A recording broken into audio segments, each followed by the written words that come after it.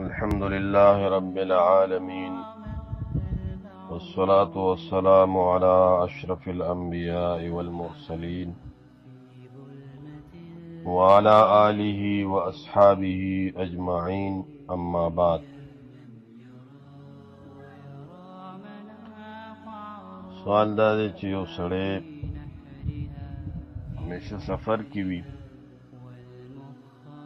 مثال ګاډي چلوي یا دارنګې ځي راځي یو ځای ته، نو د ده دپاره د قصر حکم څه دی؟ نو کم خلک چې په سفر کې وي، ډرایور وي، په حالت سفر کې وي، نو شرعاً دا مقیم نه دی بلکې دا مسافر دی.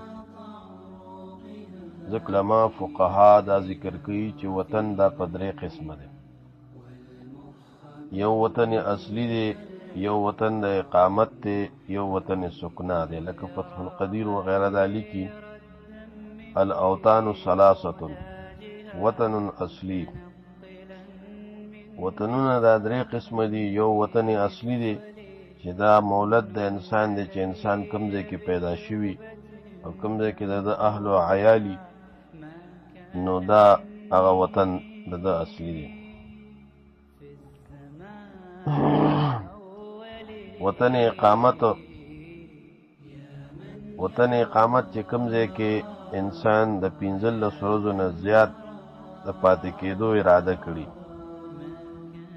او وطن سکنا چې د 15 ورځو نه کم د پاتې کېدو اراده کړي. د دې درې اوطانو نه چې سړی خالی وي، نو دا مسافر دی. بس احکام د سفر په ده باندې لازم دي او د سفرانه مونځ به کوي.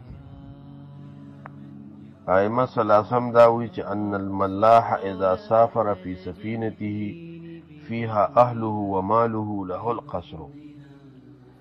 ملاح چې کشته چلون کی وي، د ډرایور حکم دی دی په سفر کې وي او په سفر کې د سره اهل او عیالم وي، نو دی به قصر کوي، ځکه دی په حالت د سفر کې دی.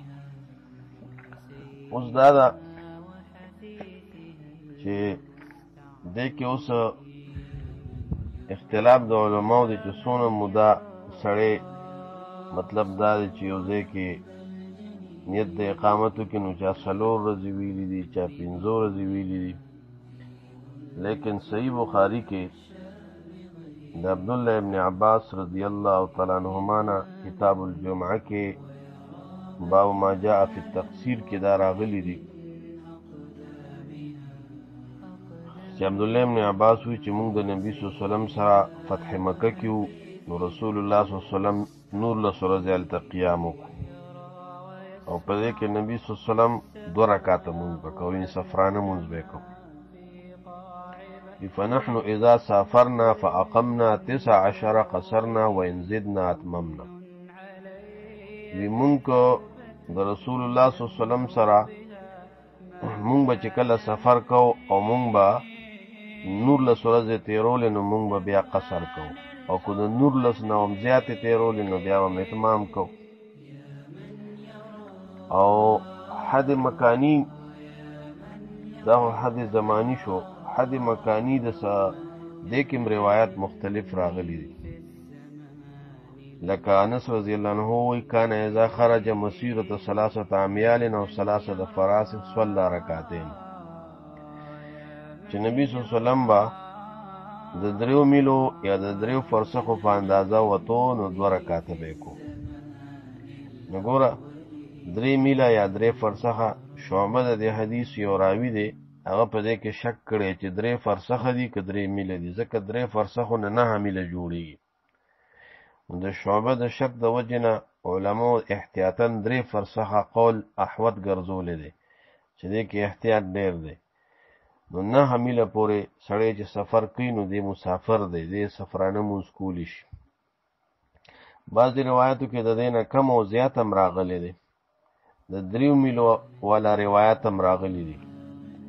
شیخ الاسلام ابن تیمیہ، امام ابن قیم او دارنګې امام ابن تیمیہ په المجموعة الفتاوی لسم جلد کې دا خبره کړې ده، او دارنګې امام ابن قیم هم دا خبره کوي، او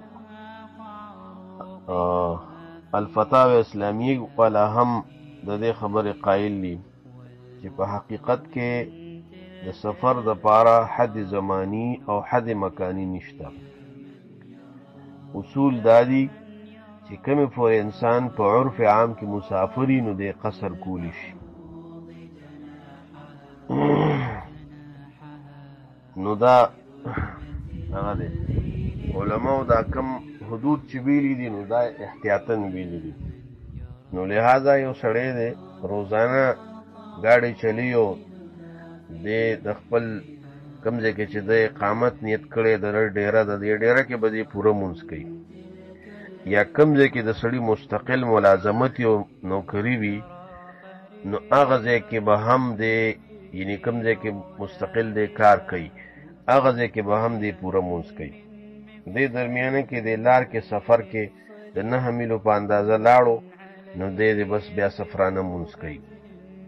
د خپل ډیرې نه او د اقامت د ځای نه چې ووتو 9 میله اندازه نو دې د سفرانه مونځ کوي. او باقي که داسې چې یو ځای معلوم نی، کله یو ځای ته ګاډي بوځي کله بل ځای ته ګاډي بوځي نو دې مسافر دی دې هلته سفرانه مونځ کوي. اگر که په دې کې ډېر عمر تیر شي نو هم دې په حالت د سفر کې دی او دې به سفرانه مونځ کوي. د باندې حکم د سفر دی. که یو ځای کې سړی پاتې کیږي او نیت د اقامت کوي نو د حدیث د عبدالله ابن عباس چې کوم د بخاری حدیث دی 19 ورځې پورې یو سړی نیت د اقامت کوي د سفرانه مونځ کولی شي. که دې نه زیات شي نو بیا دې پوره مونځ کوي. او که داسې وي چې بس په سفر کې وي، مثلا ګاډي چلوي ډریوري کله یو ځای ته پیروړي کله بل ځای ته پیروړي نو دې په سفر کې دې د سفرانه مونځ کوي. او کوم چې د ډیره ده نو هلته دې پوره مونځ کوي. یا کوم ځای کې مستقل ملازمت دی او کوم ځای کې همیشه مستقل کار کوي، دفتر دی یا بل څه نوکري ده یا مزدوري ده او یو ځای کې کوي نو دې هلته کې بیا مقیم دی، هغه ځای کې به دې پوره مونځ کوي.